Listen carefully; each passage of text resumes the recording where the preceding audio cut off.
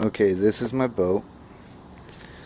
Um, just finished a couple of touch-up paint. Spot in the front is painted black with Rust-Oleum hammered oil-based paint. It's for painting old furniture and stuff. This boat is made with the same servos, propeller, outdrive, motor, exhaust, everything. Just got it redone. Redid the hull to identical specs, but the only improvements I made were to the servo box.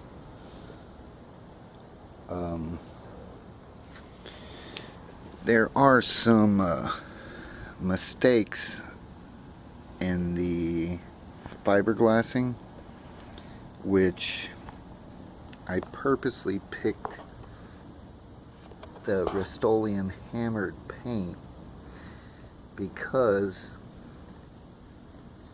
you just can't tell.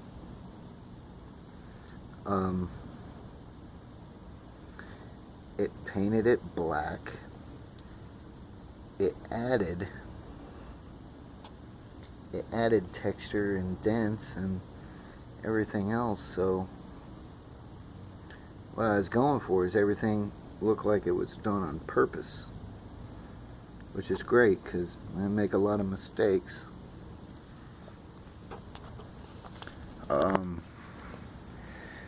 The inside is well, first of all, it's an Echo Weed Eater motor. I used a aluminum bracket which came from a 3x3 aluminum post. Cut it off for an L, and I used the 2 screws that hold on the gas tank originally, since you remove the gas tank. In the front it has 2 screws that you can see that attach the Weed Eater shaft, and it's a 2-piece clamp, so you leave the screw in the other side, but you only need 1 for the second motor mount, and that's just in the front so that the shaft kind of stays lined up. And got everything hooked up. I got the throttle hooked up a couple of days ago. I got the rudder hooked up. The changes that I made was I added a piece to the rudder servo to extend it, which shortens my turning radius.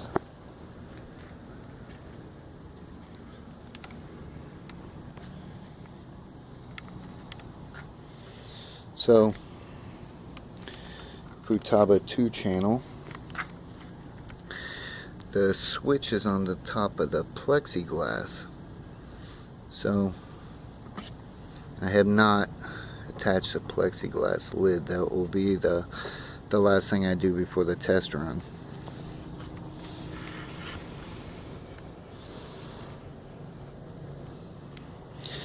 So instead of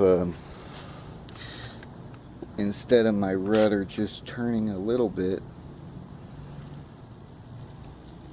I have too much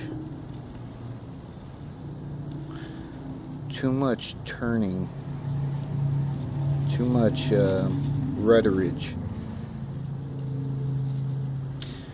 but at slow speeds, when you get in trouble, you can turn out of a hook quicker.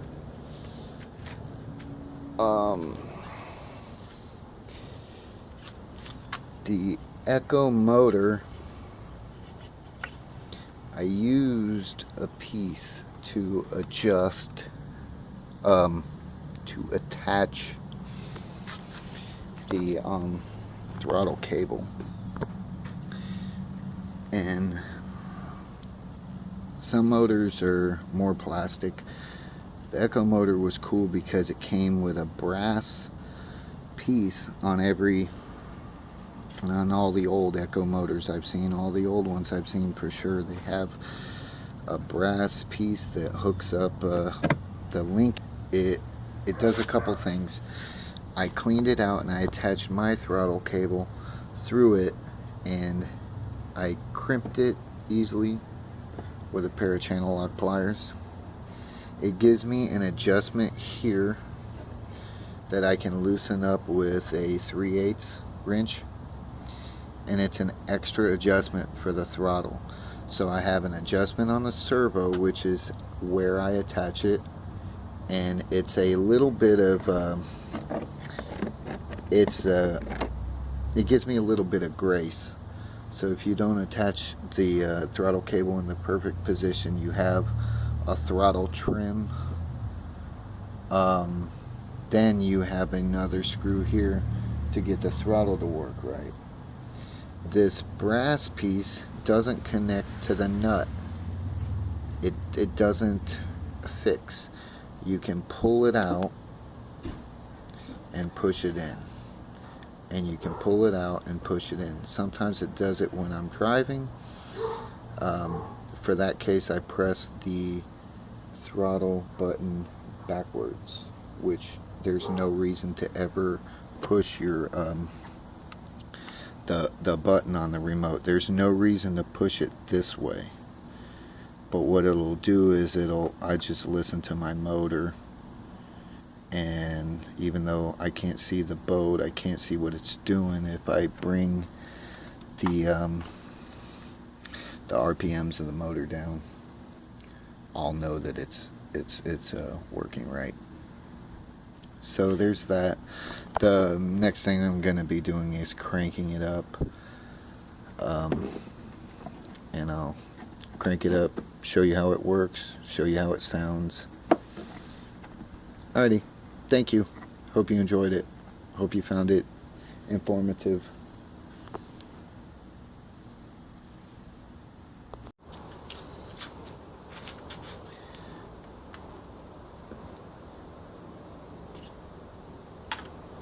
Okay, the servo's on.